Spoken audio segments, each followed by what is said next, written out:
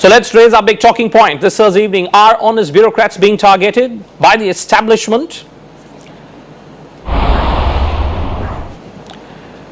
Joining me tonight to answer that big question, representing the BJP today, Piyush Goyal, defending the Congress spokesperson and MP Abhishek Manu Singhvi, TSR Subramaniam, former cabinet secretary, and Shakti Sinha, former principal secretary, finance planning and power in Delhi. Thank you so much, gentlemen, for joining me on the program. Shakti Sinha, let me first begin with you, sir. You have worked as a private secretary to former Prime Minister Mr. Vajpayee. You have worked in many other positions at the centre in state of Delhi, yet you decided to take premature retirement from the administrative services. What is it? What is it, Mr. Sinha, that disillusioned you so much that after having spent your entire life in the services, you decided to take voluntary retirement, premature retirement? I think there are many factors involved, including personal factors. I won't go into all of them. What I think was very relevant in my case was that I felt that the system of accountability had broken down. In the sense, on one hand, you are seeing, as in the Parikh case, that the CBI says that there was no quid pro quo. In other words, he did not derive any material advantage out of it, and he is being charge sheeted for that, or at least the FIR has been filed against that. On the other hand, nothing happens in time, no project is completed on time, and if you don't take a decision on time, the opportunity costs are huge, and yet anything happens to anybody. So there is no price to be paid for the sins of omission and commission. At a certain stage you realize that yes, I've had a good time, I think I've done a good job, I've also benefited, I mean I'm not being saved, but yet at the end of the day you want to feel satisfied that good performance is rewarded, bad performance including non-performance is penalized. I think that we've gone all wrong. Okay, but Mr. Sinha, is it not true that one of the reasons which has been widely talked about why you were so upset, you were livid to the point of disillusionment as I'm describing is because when your turn came to be promoted as Chief Secretary of Delhi, you were overlooked for some extraneous considerations. Was that a factor for you, Mr. Sinha? No, not really, no. I don't think that I was really overlooked. The person who's Chief Secretary is my batchmate, and in the order of merit, he's senior to me. So in that sense, it's not really correct. But yes, one obviously aspires to be Secretary, Chief Secretary, it's fine. Right. But no, I think it is an overall process where I felt that we have lost our sense of focus, we have lost our sense of purpose. Okay, so you believe that the reason why you decided to move away from the services was because there was a sense of loss of purpose. Piyush Goyal, let me come to you. The case of PC Parakh, Piyush, is a very curious one. Because here's a scenario where the CBI is accusing him of misusing his position simply because he decided to overturn a decision on coal block allocation. A decision which incidentally was taken by his own self. However, in successive interviews over the last 24 hours, Piyush, he has himself admitted that yes, he overturned that decision, but he went simply on the basis of merit of representation which was made before him by Mr. Birla. Is this a case, therefore, Piyush, of political fixing which is being done of Mr. Parakh? Undoubtedly, I have been saying it for the last 2 days. This is clearly a case which I think is an attempt to muzzle a whistleblower's voice. Mr. Parakh has been known to be an honest officer, and I've checked with tons of civil servants in the last 2 days. I have yet to find one person who could cast any aspersion on his integrity. He is the person who brought to the notice of the government that we should allocate coal blocks through a transparent, preferably auction process, particularly because post 2004, after the electricity reforms done by the NDA, the demand for coal had gone up. Also simultaneously, coal prices had peaked around August 2004. And at that stage, the Honorable Prime Minister, while on the one hand saying, yes, what you are saying is right, every subsequent action for the next few years demonstrates that the government stonewalled any effort to earn revenue out of these coal blocks. They stonewalled any effort to initiate auction process and finally landed up giving coal blocks to their friends and relatives. Now when they were caught with their hand in the till by the CAG, instead of probing the cases of misuse of authority, and some of which are shown in the CAG report, like the Rampur coal mines, right. Instead of that, they decide, let's catch the whistleblower, make him an accused, so that tomorrow he cannot become a witness in a case against the government and its friends and relatives, and therefore to protect the Congress party and the people behind this scam, they brought in Kumar Birla, another person very well known for his integrity in business dealings, and Mr. Parak, so that the nation's focus is diverted to a case where there is no merit, and then they can say, oh, if you're saying this case has no merit, then the entire coal block allocatees, many of whom are illegally given coal blocks, are all exonerated. It's a sheer attempt to protect the Congress party and its people. Okay, so lots of allegations being made there by the BJP. Abhishek Manu Singhvi, let me come to you. And just for the benefit of our viewers who may not be familiar with what has happened today, I have with me a copy of the FIR which was filed by the CBI. And Dr. Singhvi, I want you to respond to this precise point which I am quoting now from the CBI FIR. It says that the Secretary Coal, which is a reference to Mr. P.C. Parak, proposed the formation of a joint venture company between two coal fields with equity share holding of 70% and 15%, which was approved of by the competent authority. Effectively, what this FIR is suggesting is that the decision which was taken by Mr. Parak, for which today he is being accused by the CBI of having committed an act of gross impropriety, was a decision, sir, which was approved of by competent authority. Now, Dr. Singhvi, tell me, who exactly is this competent authority, if not the Prime Minister who was holding charge of the Coal Minister's office at that time? Now you've thrown a huge number of issues, and I hope you have the patience to hear the answers. Please, sir, please. First of all, I think a fundamental set of ironies is being missed.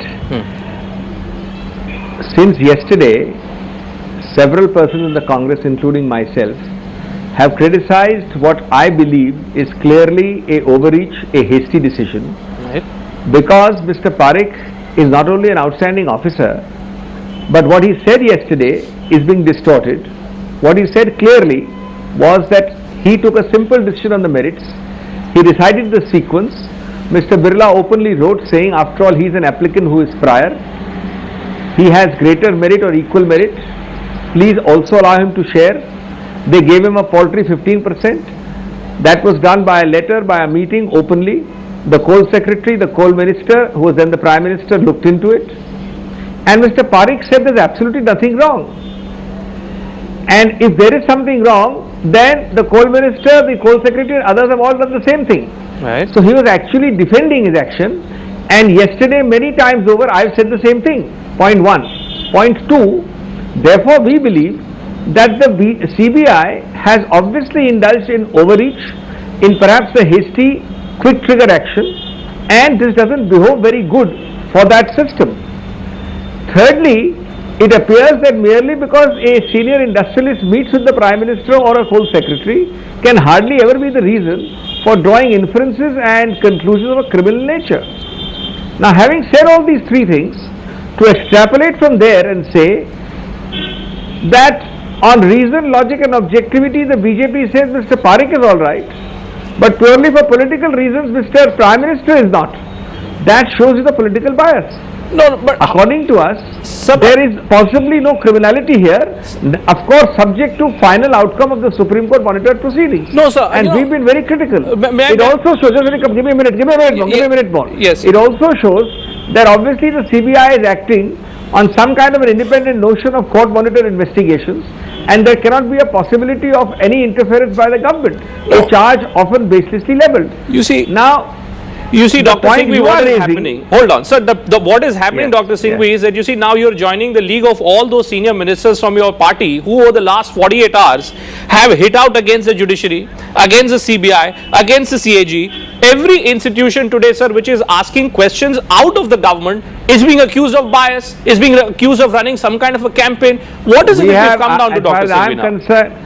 Look, let's not have generalization. No, I'm not generalizing, sir. I know very well what I've said. Sir, the Commerce Minister, the IBN Minister, the Corporate Affairs Minister, everyone is saying the same thing, sir. No, 1 minute. In the last 48 hours, I've been very specifically and clearly critical of the CBI. Yes. I don't think as a lawyer, as a citizen, as a member of parliament or as a concerned person of the country, I can justify a FIR, or rather in this case a regular case, not even a preliminary inquiry, a regular case being filed in this manner on the stated allegations. Okay. However, of course, it is not for me to say that, the court will decide. But you deny the point fact, is you deny the that- fact, you deny the I fact must- that this I is a must- case of government trying to look for a scapegoat, sir. Do you deny that fact? That maybe it's the Prime Minister's office which is ridiculous. looking for It's a laughable. scapegoat. That's the irony. That's the irony. You have here different quarters of the party and the government criticizing a hasty, quick, trigger-happy action of the CBI, and the same breath you are saying that the government through the CBI is victimizing Mr. Parekh. Okay. It's so laughable. Piyush It's Goyal, ridiculous suggestion. Piyush Goyal, you want to And respond to one the more point. Let me complete. No, Let me complete. just one Mr. second. Parekh Yes. was the person who Yes. initiated a proposal for auction. Right. It was Mr. Manmohan Singh's UPA-led, Congress-led UPA government which approved of an auction-led system. Right. It, however, required an amendment to the Act. Right. You must realize that you can't have auction in this country until the law is amended. You know- and that amendment was tried. It went for a select committee. It kept pending. For Mr. Piyush Goyal to extrapolate in this manner and make a distinction Let Piyush between respond. what Mr. Parekh did Yes. and which was approved, and thereafter things went along in the UPA government, Yes. and to say that one is not guilty, an outstanding officer, and the UPA is guilty Piyush, only is because this, of a political issue, Piyush it's completely Goyal, contradictory. is this a It's completely contradictory interpretation, Piyush Goyal, as is being suggested now by Dr. Singhvi? Yeah, may I just remind Dr. Singhvi that the CAG has brought out in complete detail exactly the sequence of events and they demolish whatever Dr. Singhvi is now claiming about the Prime Minister and the Congress and the UPA. First of all, Mr. Parakh, an upright officer, suggests a transparent process. And what does the government do? Kindly look at the CAG report. On 11th September 2004, a note was initiated from the PMO detailing certain disadvantages of allocation of coal blocks through competitive bidding. And I would suspect the PMO works under the PM, though all these subsequent events in the last 8 years have only demonstrated the PM has no role. Probably extra constitutional authorities run this government, so probably the PMO meant some extra constitutional authority. Further, on 4th October, the MOS stated that the proposal for competitive bidding may not be pursued further, as it would invite further delay in the allocation of blocks. Right. The MOS disagreed with the views of the screening committee that that adequate transparent process could be brought in by switching over to a new mechanism. But even worse than that, on 1st September 2004, the PMO stated the change in the policy of allocation of coal blocks for captive mining will be made prospectively. Therefore, there is no urgency. I repeat, therefore, there is no urgency in the matter. Right. Accordingly, there is no need to bring in the required amendment Right. in the Coal Mines Nationalization Act through the ordinance. Right. It would be appropriate to bring the required blah blah. Now they can bring in an ordinance, this government, Right. to protect criminal politicians, particularly because they are member of parliament and their ally was in the dock and is now standing disqualified. They can bring in that ordinance. They can bring in Aadhaar card on the basis of an executive order. Right. But where the government could have earned lakhs of crores, which would have solved the poverty problem of this country. Right. Probably every citizen would have been richer Right. with the lakhs of crores earned in coal block allocations rather than distributing it to their friends and relatives free. Okay. This government decides to delay Right. despite the Ministry of Law opining. Right. And it's in the CAG report. Okay. That you can You've quoted extensively. You've quoted extensively from the CAG report. Why did they not do it I on an think executive order? there is a complete and take mix-up. the charge Hold of on, Piyush. Now again, Therefore, the CBI should investigate the government for that. you know, Dr. and Singhvi, not Mr. Parakh Dr. for being Singhvi, a whistleblower. Hold on. Dr. Singhvi, what is happening is, may I put it this way? May I put it this way before you, sir? You respond to what Piyush is saying, but let me put it this way. You see, the irony for me is that in 2004, when the UPA came to power, in 2004 March, when Mr. Parakh takes over as the coal secretary, There are a whole host of politicians, senior ministers who all go and complain to the Prime Minister against the Coal Secretary. Then, sir, the Prime Minister is banding for Mr. Parak. Today, I am asking you, if there is an FIR which has been filed against Mr. Parak, why is the Prime Minister silent, sir? Why doesn't he speak out? Now, once, at least you as the anchor should keep the focus of the program. First of all, my good friend Mr. Piyush Goyal has done nothing but given a long exegesis of the summary of the CAG report. Yes. We are not discussing that. That issue is long over. The individual cases of criminality under that report are being looked into by CBI and by the court monitored investigation. Number two, the only issue of this program, and which he should have answered, which Mr. Goyal has not answered, is the Kumarmangalam Birla Parak issue. Right. That is the only point I was answering. No. That point I made simply the point. I am trying to raise the point that you are trying to of the CBI, because it is laughable. I am trying to raise a different point. That the Congress is victimizing Mr. Parak. Dr. Singhvi, I am trying to ask you that is this not a case? Is this not a case of you trying to shift the blame on someone else? Which is why I am asking you, why doesn't the Prime Minister come out and speak? Which is why I read from this FIR, which says that the decision was approved by a competent authority, sir. Why should the Prime Minister come and speak every time you make an allegation in the media? No, it's Why not the should the media. Prime Minister speak? Just what now? You are not allowing me to answer. It's the You allow CBI. Mr. Sir, Piyush Goyal it's an FIR which has been lodged. It's an FIR which has been lodged by the CBI. That's the point.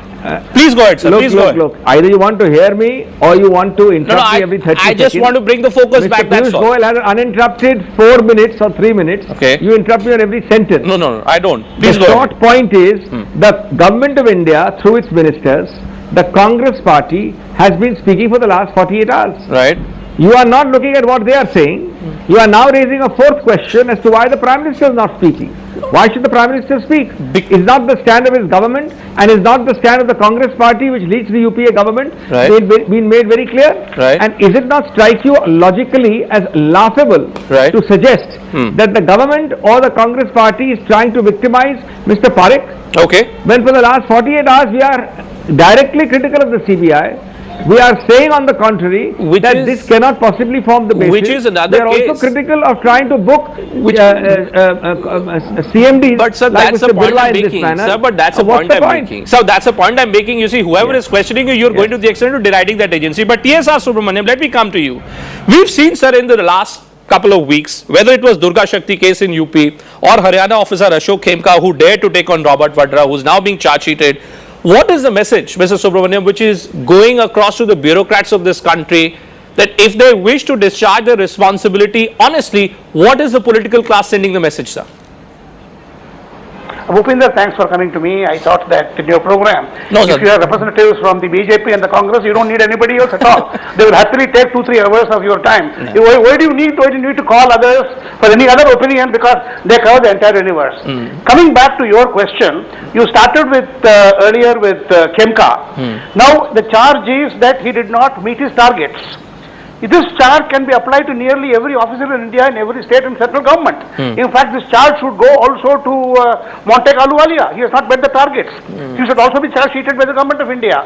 So I think that this is going completely overboard. I think the lesson basically is clear, that you tango with me, you play ball with me, and the playing ball can be done in 2 or 3 methods. One, by collaborating very actively and being a participant with all that it means. Look the other way, but don't interfere with what I do. And thirdly, do your job, give your opinion. If you're in the field, manage effectively, or if you're secretariat, apply your mind like Parak did and give your advice. Right. If you do the first thing, you are putting your head on the block. It's quite clear. Now, Parak has had, I am nobody to give him a character certificate. Right. In the charge sheet that you have read out, he is accepting all the facts. Correct. There are no facts which are disputed. We don't need any discussion at all. Right. It's a question only of interpretation.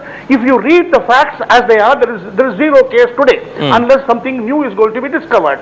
I am nobody to give a character certificate. So I think the lesson is quite clear, that if you play ball, you will enjoy the benefits of the system. If you do not, you will be. I think things are getting from bad to worse, because unfortunately, the top, I'm not talking of center, I'm talking of party or this government, we have got a very venal, corrupt political system, and people enter politics now from the village level, from the district level, MLA level, MP level, just to make money. It is a bigger business than in which Kumaram Birla is there. It is the most unregulated business in India, and people spend 30-40 crores to become MP. Right. Are they idiots to spend unless they get 500 crores? So the answer to your question is, yes, we are going to have very poor governance unless it is cleaned up. Only one last point.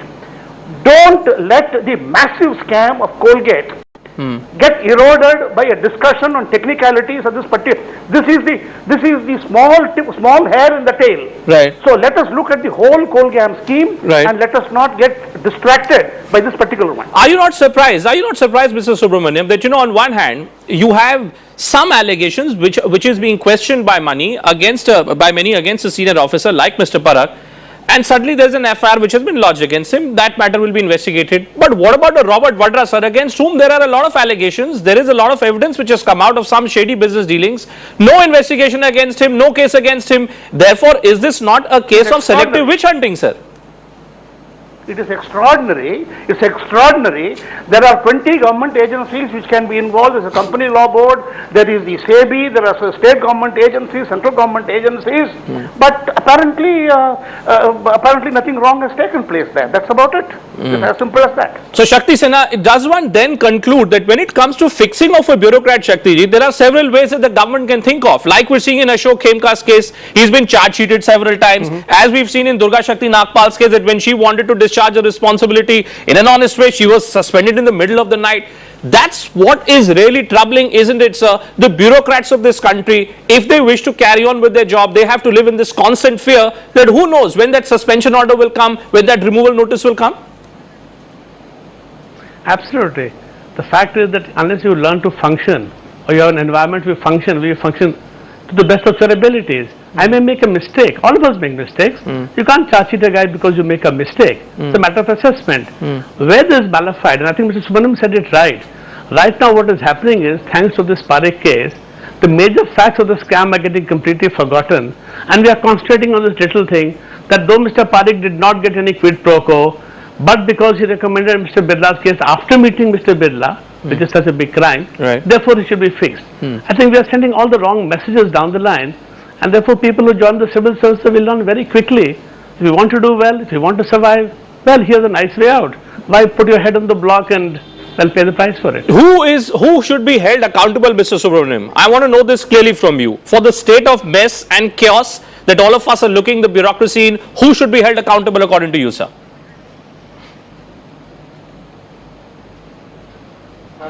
Or very important, I will take just half a minute on this. Yes, sir, go ahead. It starts with there is no checks and balances in our system against the political class. We made a fundamental mistake. Nehru thought that all politicians are built in his own mold. They are both, they are all very honorable, they are very clean, and they have national interest at hand. I can tell you, I have met with about something like 500 ministers in my life at the state and the center. I honestly cannot count more than 2 or 3 with the fingers of my hand who have genuine interest in development or public interest. I am saying it with all honesty. So the fact is, it is now a big business now, and therefore it is extremely important for the politician to have the should the Prime Minister be held accountable? Should the Prime Minister be held accountable, sir? No, I don't want to talk about that, but I'll come back to give me one more point. I think the next big mistake was during the emergency when the concept of commitment came in. It probably came in from the then Prime Minister in the concept of commitment.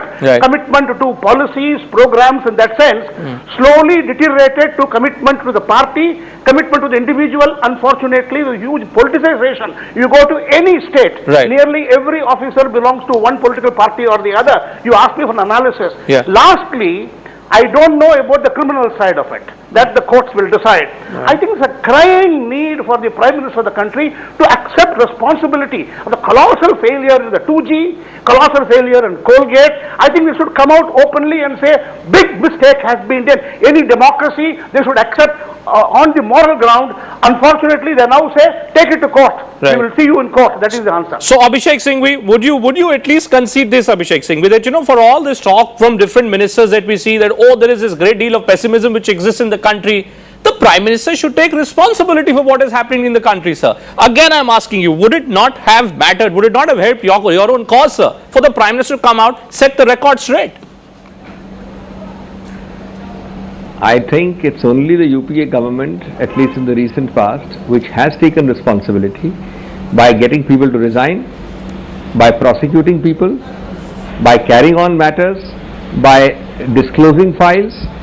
You have at least 3 or 4 ministers being prosecuted in lower courts. You have a number of MPs and VIPs arraigned before court-monitored investigations. You have a large number who have lost office or have not been allowed to continue in office, including chief ministers of states, cabinet ministers. I don't find that degree of accountability in any other government. Now you can say in a laconic, cynical way that there has been far more scams. Well, I think there has been far more readiness to take action, sir, on the basis of allegations which are found even minimally credible. But you see, Dr. Now, Singh, beyond that, sorry, sir. I can't say anything. No. The point is, sir, you see, you keep saying, I mean, I see this is typical Congress spokesperson speak. You say, oh, we've acted against this individual and that individual. But, sir, if your party was acting against every individual who was guilty, don't you think it would have had some kind of impact, sir, at least on reduction of the number of scams? Why is it that one after the other, now you've come to a point where Odisha Chief Minister is also being questioned? I mean, about to be questioned. His role is coming under the scanner. Should the Prime Minister not come out and say, look, this is what happened. I was a coal minister. The country was in requirement of some natural resources and I took the decision. What prevents the Prime Minister from saying that, sir? I think whatever decision he took is on file. I think whatever decision they took as a policy measure is known. It's a question of interpretation whether the fact that he did not do it one way but the other way is criminal or not. I don't think this insistence on only, you see, today you are having people attacking the Prime Minister even in cases where he doesn't deserve to be attacked at all. If the Prime Minister bona fide were to get up and say, look, these are things which happened, there is nothing wrong which happened which is for the country. Sir, it's the investigating agencies. It's the investigating agencies. Dr. Singh, it's the investigating agencies. Yes. You know, I mean, today yes, it's come down to this point. CBI, CAG, judiciary, everyone who's questioning the government is wrong. But Piyush Goyal, final comments then from you. Why? Who's saying that? No, your ministers have said that. Your ministers have said that, sir. We are submitting to all agencies more information than any other government has ever submitted. You know, I don't get this. But yes, we are entitled to say that the CBI's filing of this particular FIR may definitely not be in order either of law or of proper practice. Okay. That's all that we are saying. So you believe that the CBI has completely exceeded its brief in this case. But Piyush Goyal, final comments from you then. This talk of Bhupendra, it's very clear. Yeah.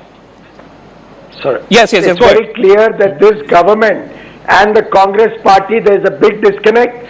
The Prime Minister and his office are not controlled by the Prime Minister. There are extra constitutional bodies that control it, under whose charge we've had a series of scams tumbling out of the closet, starting right from 2004. So you believe the person who must be held accountable is the Prime Minister? You believe the person who must be held accountable is the Prime Minister? Leadership, okay. And the Congress party leadership runs the PMO, because Prime Minister is on record saying that I don't run the PMO, I get decisions from outside. And we saw that in the case of the ordinance, which was passed after the core committee approved and then withdrawn. The Prime Minister first said, I'll submit for investigation in 2G. Then he backed out. He never came before the JPC. And Raja kept demanding that the Prime Minister be questioned. Bottom line is that the Prime Minister needs to come out and set the record straight. He needs to come out and set the record straight. On that note, gentlemen, thank you so much. Piyush, I've run out of time, but thank you so much. Thank you so much for joining us on this edition of India at 9. I guess the only thing that can be said is that if everyone across the country, from the corporate class to the political class, is so concerned about what's happening to the state of affairs, about what's happening as far as the political sentiment which exists within the country is concerned, then someone senior needs to come out and set the record straight. Is that too much to expect from our Prime Minister? That's a simple question.